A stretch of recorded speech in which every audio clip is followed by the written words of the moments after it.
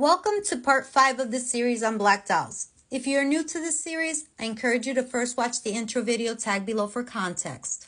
I'd also like to warn that if you're easily offended by discussions about our unfortunate history in regards to slavery, and if you love Raggedy Ann but you don't want to hear about her part in all of this, now would be a good time to scroll on. In her book, Racial Innocence, Performing American Childhood from Slavery to Civil Rights by Robin Bernstein, she describes racial innocence as a form of deflection, a not knowing or obliviousness that can be made politically useful. Bernstein writes that in 1915, the United States celebrated the semi-centenary of the end of the Civil War, and this anniversary demanded, with refreshed urgency, new patterns of remembering and forgetting slavery for the 20th century. In that same year, an artist named Johnny Gruelle constructed a figure that united material and literary cultures of childhood so as to amalgamate touch, performance, blackness, and whiteness. The wonderland of the imagined antebellum plantation. Gruelle extracted from the 1852 novel Uncle Tom's Cabin, written by Connecticut's own Harriet Beecher Stowe, the child character Topsy, and with that, her mischievousness to create, also from Connecticut, Raggedy Ann.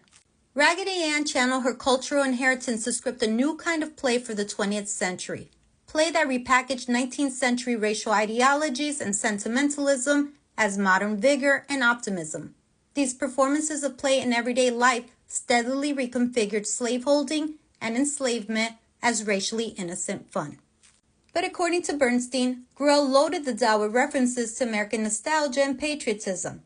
Raggedy Ann's red-striped stockings quoted the American flag, and her old-fashioned pinafore and homemade style gestured toward a pre-industrial past. Her name syncopated references to contemporary African-American ragtime music with a portmanteau of two of Midwestern poet James Whitcomb Riley's beloved characters, the Raggedy Man and Little Orphan Annie. Raggedy Ann repackaged Riley's characters' references to rural America and piggybacked on the poem's popularity. Gruelle's homage to Riley was personal. Riley had been a close neighbor and friend of Gruelle's parents when Johnny was growing up in the 1880s in Indianapolis, and as a boy he had been entranced by the poet's verse recitations. But the tribute was also a broader nationalist one.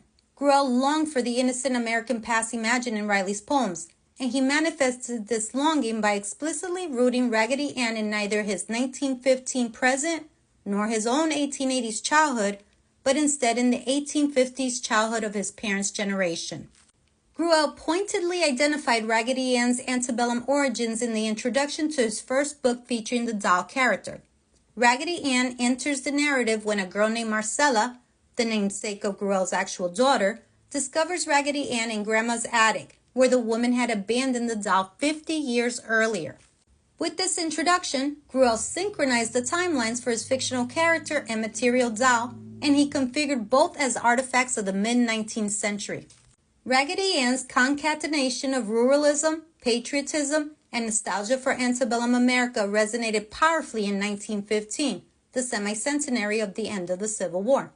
This occasioned a national reckoning with the war's meaning, and this process produced and depended on literature and public performances that reformed and deformed memory. The reimagining of slavery and the Civil War also depended on private performances that occurred in homes. Raggedy Ann scripted home-based practices of memory that sometimes coordinated with, and other times diverged from, the dynamics of public memorials to the Civil War and the antebellum era. Gruelle integrated children's literature, material culture, and modern marketing techniques to shape white girls' private practices of play, and these performances in everyday life steadily configured slaveholding and enslavement as racially innocent fun, as American love. Gruelle consciously saturated Raggedy Ann with racial meanings, especially blackness as conjured through the white imagery of minstrelsy.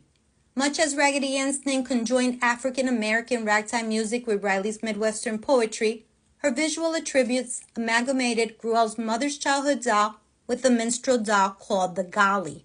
Gruelle further associated Raggedy Ann with blackface when he connected her to the role of Topsy as performed in Tom shows. Most important, Gruelle constructed Raggedy Ann as an imitation of and homage to the character of Scarecrow of Oz as created by L. Frank Baum, who Gruelle adored, and Baum's Scarecrow was itself based in and animated by blackface minstrelsy.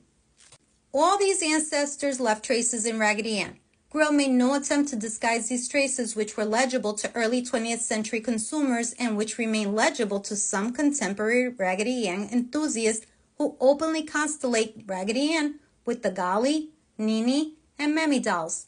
Raggedy Ann's white color, like her name, referenced not a straightforward white raciality, but instead the complicated black and whiteness of the face-painted minstrel performer. Her flat white mask of a face was a scrim that could, depending on the circumstance and the audience, reveal or screen out knowledge of race, history, and violence.